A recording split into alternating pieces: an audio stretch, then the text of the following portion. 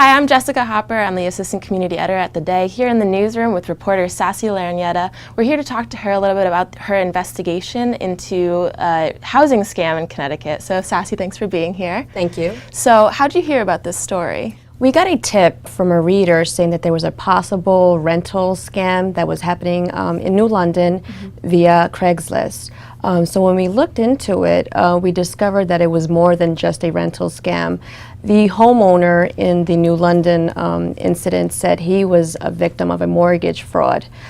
He said he was approached by someone, initially through the mail, about expressing interest in buying his property. He had his house on the market for a year. It was in foreclosure, and he thought he had nothing to lose at that point.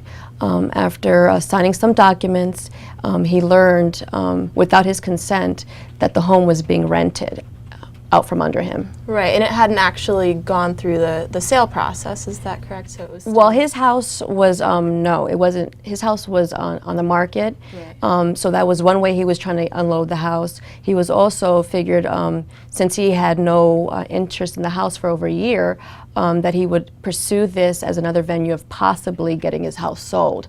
Right. He was in a tough spot. He had since moved out of the area. He has a family. He lost his job at Pfizer, so he was really hoping to mitigate his losses and maybe redeem what was left of his credit. And he was one of 4 victims that you actually were able to contact from this scam, is that correct? One of 4 homeowners, but I spoke to almost a dozen victims, both of homeowners and renters. So how did you get into contact with all those victims? It was surprisingly not very difficult since there were so many victims. Initially, through the New London victim, I found a company that he was contacted with. A simple Google search showed a lot of people complaining. So through that, I was able to look at the Better Business Bureau, and there was like more than 11, almost close to a dozen complaints. One of the people I contacted was just a wealth of information because she was very upset that she was taken advantage of and lost thousands of dollars. So through her, I was able to get some more names, and you know, a lot of it was through Facebook request messages.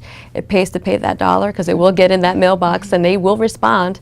I found a lot of the victims through Facebook. We have access to research tools. One woman I found actually in New Haven, and I traveled to her house. She wasn't there, but I left business cards everywhere, and she actually did get back to me.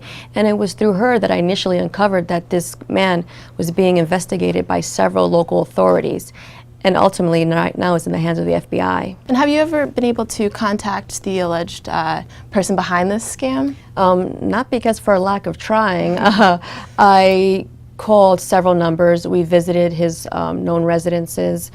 He has 4 businesses under his name that are not connected at all with these rental investment companies. And without luck, he hasn't returned calls. When we did try to call one of the companies that he's affiliated with, the woman said she was an answering service, and so she's first 12 companies. So when I gave down the list of companies that this man works for, she hung up on me. So things aren't really figured out for these people. They're still kind of dealing with the aftermath of all this. So where do things stand for them? Well, for example, the New London man, he lost his home on September 30th to the foreclosure process. Other victims lost their home in foreclosure. Some homes are still in foreclosure.